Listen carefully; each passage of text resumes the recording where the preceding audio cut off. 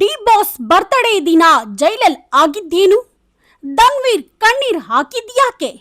ನಟ ದರ್ಶನ್ ಅವರ ಅನುಪಸ್ಥಿತಿಯಲ್ಲಿ ಬೇಸರದಿಂದಲೇ ಅವರ ಅಭಿಮಾನಿಗಳು ಬರ್ತ್ಡೇ ಸೆಲೆಬ್ರೇಷನ್ ಮಾಡಿದ್ದಾರೆ. ಅವರು ಇದ್ದಾಗ ಹೇಳಿದ ಮಾತನ್ನ ಫ್ಯಾನ್ಸ್ ಚಾಚು ತಪ್ಪದೆ ಪಾಲಿಸುತ್ತಿದ್ದಾರೆ.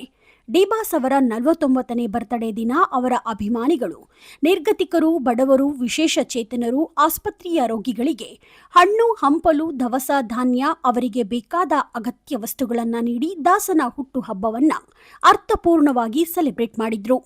ಅನೇಕ ಅಭಿಮಾನಿಗಳು ಬೆಂಗಳೂರಿನ RR ನಗರದಲ್ಲಿರೋ ಅವರ ನಿವಾಸಕ್ಕೆ ತೆರಳಿ ಕೇಕ್ ಕತ್ತರಿಸಿ ಪಟಾಕಿ ಸಿಡಿಸಿ ಸಂಭ್ರಮಿಸಿದ್ರು. ಆದ್ರೆ ತಂದೆ ಹುಟ್ಟುಹಬ್ಬದ ದಿನ ಜೈಲಿಗೆ ತೆರಳಿದ್ದ ವಿನೀಶ್ ಹಾಗೂ ದರ್ಶನ್ ಮಧ್ಯೆ ನಡೆದಿದ್ದನ್ನ ನೆನೆದು ನಟ ಧನ್ವೀರ್ ಅವರು ಭಾವುಕರಾಗಿದ್ದಾರೆ. ಹೌದು, ನಿಮಗೆಲ್ಲ ತಿಳಿದಿರೋ ಹಾಗೆ ನಟ ಧನ್ವೀರ್ ಅವರು ದರ್ಶನ್ ಸಂಕಷ್ಟದ ದಿನಗಳಿಂದ ಹಿಡಿದು ಇಲ್ಲಿಯವರೆಗೂ ಅವರಿಗೆ ಸಪೋರ್ಟಿವ್ ಆಗಿ ನಿಂತಿದ್ದಾರೆ. ಬೇಲ್ ತೆಗೆದುಕೊಂಡು ಅವರು ಹೊರಗೆ ಬಂದಾಗ ಅವರ ಜೊತೆಗೆ ಇದ್ದು ಧೈರ್ಯ ತುಂಬಿದ್ದಾರೆ. ಸಿನಿಮಾ ಶೂಟಿಂಗ್ಗೆ ತೆರಳಿದ ಸಂದರ್ಭ ಇರಬಹುದು ಅಥವಾ ಅವರ ಮನೆ ಕೆಲಸವೇ ಇರಬಹುದು, ಎಲ್ಲವನ್ನ ಧನ್ವೀರ್ ನೋಡಿಕೊಳ್ಳಲು ಸಹಾಯ ಮಾಡಿದ್ದಾರೆ.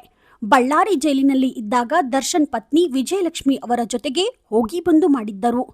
ಇದ್ದರೆ ಇಂತಹ ಧನ್ವೀರ್ನಂತಹ ಸ್ನೇಹಿತ ಇರಬೇಕು ಅಂತ ಅದೆಷ್ಟೋ ಜನರು ಮಾತನಾಡಿದ್ದೂ ಇದೆ.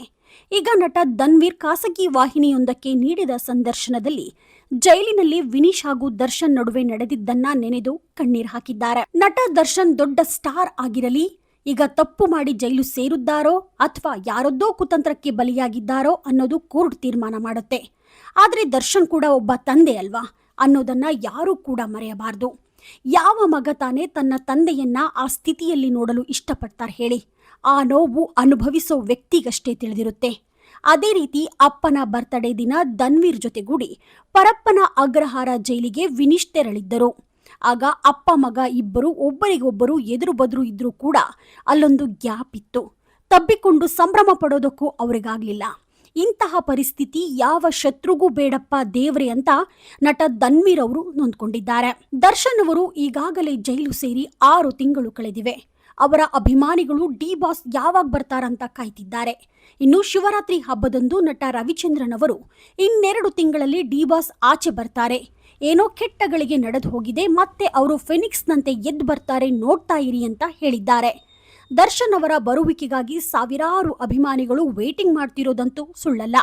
ಚಿತ್ರದುರ್ಗದ ರೇಣುಕಾಸ್ವಾಮಿ ಕೊಲೆ ಕೇಸ್ ಸಂಬಂಧ ಕೋರ್ಟ್ನಲ್ಲಿ ವಿಚಾರಣೆ ನಡೆಯುತ್ತಿದೆ. ನಿಜಕ್ಕೂ ಈ ಕೇಸ್ನಲ್ಲಿ ದರ್ಶನ್ ಅವರು ತಪ್ಪು ಮಾಡಿದ್ದಾರಾ ಇಲ್ವಾ ಅನ್ನೋದು ಮುಂದಿನ ದಿನಗಳಲ್ಲಿ ತಿಳಿಯಲಿದೆ. ಆದರೆ ಯಾವುದೇ ವ್ಯಕ್ತಿ ತಪ್ಪು ಮಾಡಿದ್ದಾನೆ ಅಂತ ಸಾಬೀತಾಗೋ ಮೊದಲೇ ಕೆಲವರು ಜಡ್ಜ್ಮೆಂಟ್ ಕೊಟ್ಟು ವ್ಯಕ್ತಿಯನ್ನ ಮತ್ತೆ ಅವರ ಕುಟುಂಬವನ್ನ ಟಾರ್ಗೆಟ್ ಮಾಡೋದು ನಿಜಕ್ಕೂ ಸರಿಯಲ್ಲ. ಹೀಗೆ ಮಾಡೋ ಮುನ್ನ ನಿಮಗೂ ಒಂದು ಕುಟುಂಬ ಇದೆ ಅನ್ನೋದನ್ನ ಮರೆಯಬಾರ್ದಲ್ವಾ? ನೀವಿನ್ನೂ the news peg YouTube channel subscribe ಆಗಿಲ್ಲ ಅಂದ್ರೆ ಕೂಡಲೇ ಸಬ್ಸ್ಕ್ರೈಬ್ ಆಗಿ. ಲೇಟೆಸ್ಟ್ ಹಾಗೂ ಅಪ್ಡೇಟ್ ಸುದ್ದಿಗಾಗಿ ನೋಡ್ತಾ ಇರಿ the news peg YouTube channel. Roopa Vishwas, the news peg, Davanagere.